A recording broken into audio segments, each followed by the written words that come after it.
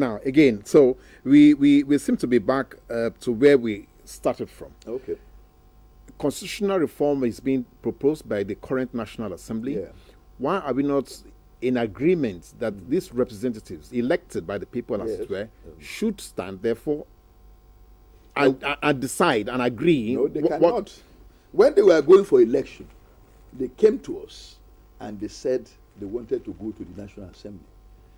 What they are elected to do is to make laws for the orderliness and good government of Nigeria, not to write a constitution. The constitution is going to determine their own existence. How do you call them to write the constitution that will determine their own fate? No, they don't have that right. They were not elected to do that.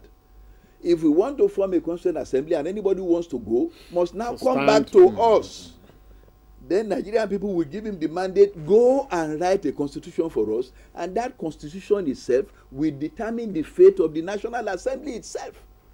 As I had the opportunity to say on one occasion, I said Nigerians today are not satisfied with the three arms of government: the executive, the legislature, and the judiciary. So none of them can now arrogate to himself the right to write a constitution because we are not satisfied with them. For example, who tells you that we need a two-chamber National Assembly? Who tells you that? So let the Nigerian people decide what they want. Nigerian people may say they want a one-chamber National Assembly. They may say they want a part-time National Assembly, not a full-time. We've had it in this country before. And that was when we had the loading years. So they are not competent because all of us combined have said we are not satisfied with the National Assembly, we are not satisfied with the legislature, we are not satisfied with the judiciary. So none of them now should now assume our rights as citizens of this country.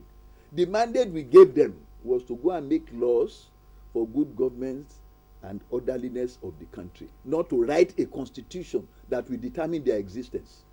Now, but we are still in a catch-22 situation here, because who is going to bail the cat? How do we now begin to elect people to go to the National Constituent Assembly? Are we going to first recall these representatives? No, the National Assembly is not for writing constitution. When you want to write a constitution, what you do is that you elect people to go into a constituent assembly. The National Assembly will continue with its job. They will continue with their job of making orders for everyday governance of Nigeria. And I've had to say this on a number of occasions. Perhaps I may add, we have what we call the Nigerian National Summit Group in Nigeria today. It is headed by Alhaji Tanko Yakasai, a former special advisor to President Shagari. Yeah. Yes, I happen to be a co-chairman of the National Conference Planning Committee with Alhaji Balarabe Musa. We have Nigerian leaders, Chukwemeka Ezefe and so on, who are members of this body.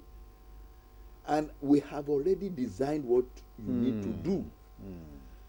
I personally want to believe that the president is in agreement with us that we need a national conference. And anybody who doesn't agree now should look at the Boko Haram issue.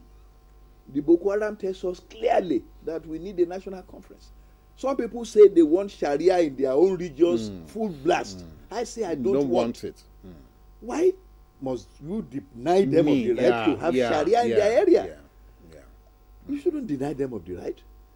Those of us who want to be secular can remain secular. The man who wants Sharia can have Sharia. So these are the type of issues that we come to the table when we meet. So what we are advocating presently is this. Because we have a government in place, we are saying that either the National Assembly itself or the presidency, we have had the private members bill sponsored. The Patriots have sponsored the private members bill to the National Assembly for a constitutional conference. If they are not satisfied with that, let the executive sponsor one. What does the bill seek to do?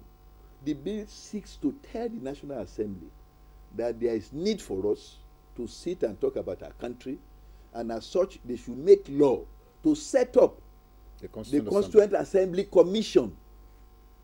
It is the commission now that will organize in cooperation with the National Population Commission that knows the various ethnic groups in Nigeria and the population, that will sit up to organize elections to the Constituent Assembly.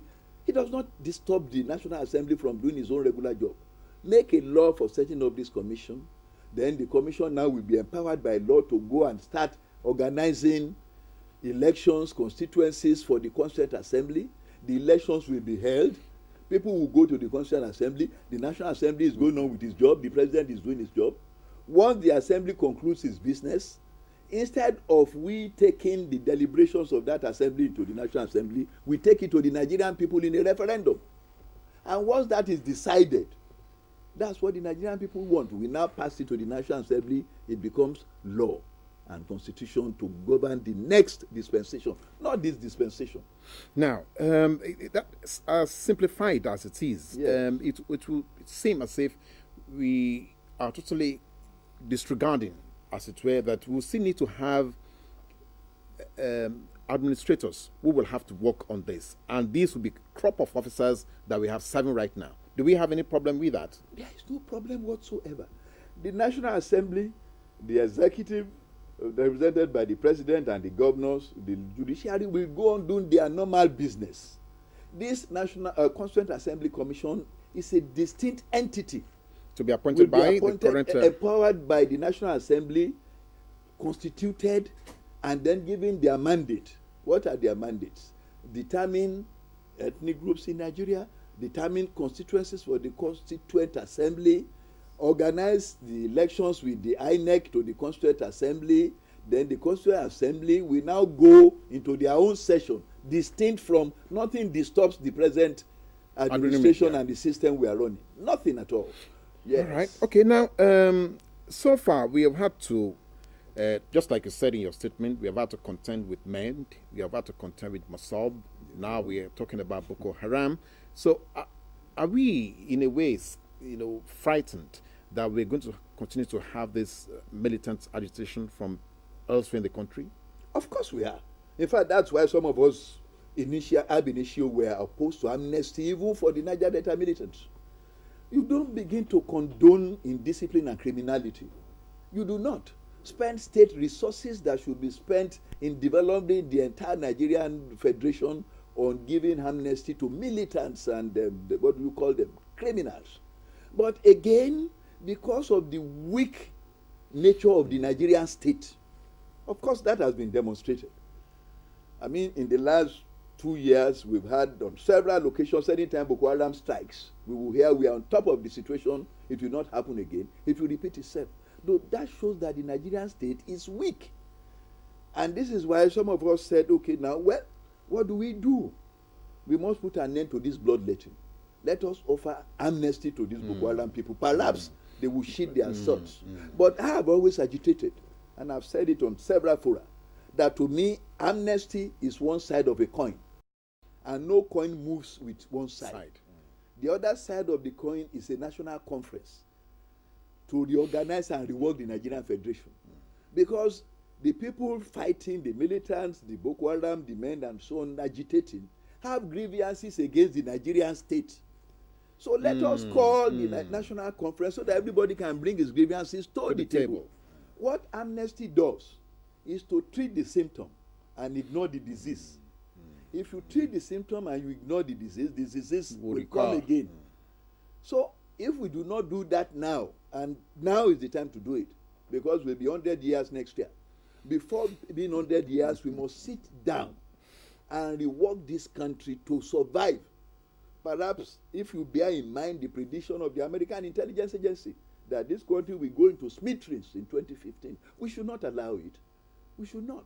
So let us sit, rather than celebrate centenary anniversary, what we should be doing is taking stock of our last 99 years and then sitting down and thanking God for the opportunity to still exist as a country, sitting down and then redesigning the country that will suit the different predilections of the different ethnic groups.